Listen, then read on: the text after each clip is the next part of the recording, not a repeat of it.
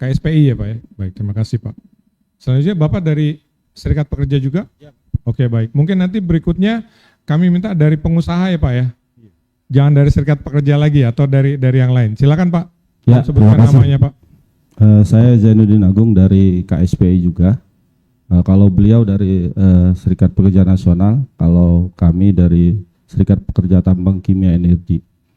Ada 4 pertanyaan dari narasumber yang dipaparkan terhadap kami. Kami melihat yang pertama itu Pak Hairul itu kan kalau kita bicara di ketenagakerjaan berarti kan kalau teman-teman yang usia pensiun itu kalau untuk perusahaan-perusahaan yang PMA baik itu asing itu mereka itu melakukan yang namanya MPP ya, masa persiapan pensiun. Nah ini perlu teman-teman dari Kemenaker juga bisa menerapkan hal-hal ini seperti ini bagi perusahaan-perusahaan yang tidak menerapkan MPP itu sendiri. Bisa dilakukan semacam training-training lah bagi teman-teman yang udah melakukan usia pensiun.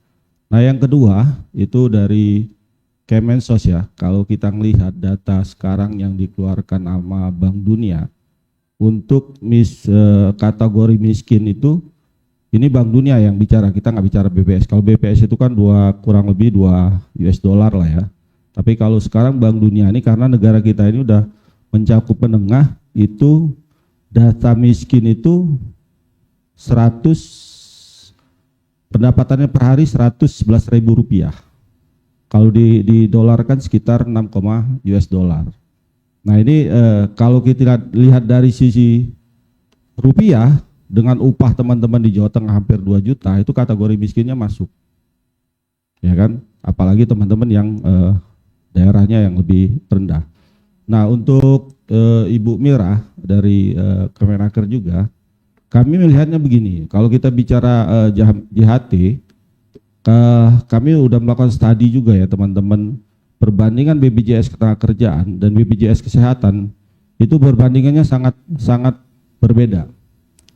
Kami melihat kalau BPJS Kesehatan kenapa itu dipaksakan, mereka melakukan audit per 3 bulan sekali untuk perusahaan-perusahaan, dia melaporkan jumlah pekerjanya yang terdaftar di perusahaannya itu mengikuti peserta di BPJS Kesehatan.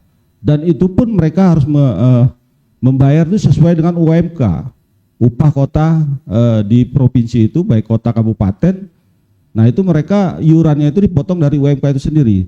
Berbeda dengan BPJS Ketenagakerjaan yang saya lihat kita melakukan riset, ternyata itu nggak begitu hitungannya dan tidak ada audit sama sekali. Verifikasi setiap perusahaan itu tidak dilakukan semaksimal seperti BPJS Kesehatan.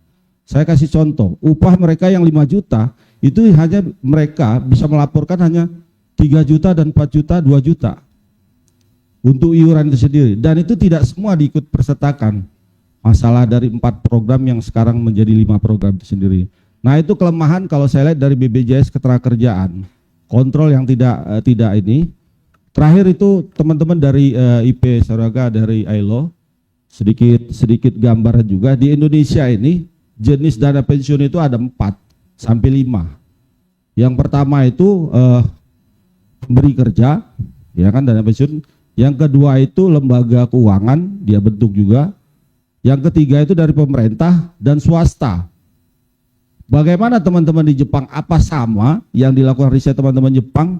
Karena kalau saya lihat, kalau kita bicara perusahaan PMA, baik itu Astra, Toyota, segala macam lah, itu mereka akan melakukan dana pensiun itu pemberi kerja langsung dan tidak dia juga double membayar JHT juga dia bayar ya kan, dana pensiun juga dia bayar ya kan. Nah ini yang menjadi beban kalau saya lihat.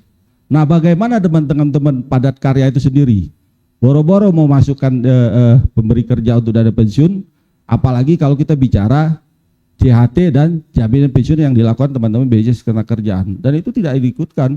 Apalagi teman-teman yang pabriknya yang jauh dari pandangan dari ibu kota dan di dekat ibu kota sendiri aja di Jakarta ini masih ada yang tidak mengikutkan program BPJS Ketenagakerjaan itu sendiri. Mungkin itu pertanyaan dari saya. Terima kasih. Terima kasih Pak. Ada lagi dari non Serikat Pekerja Pak? Soalnya dari tadi Serikat Pekerja terus. Kita beri kesempatan ya Pak ya.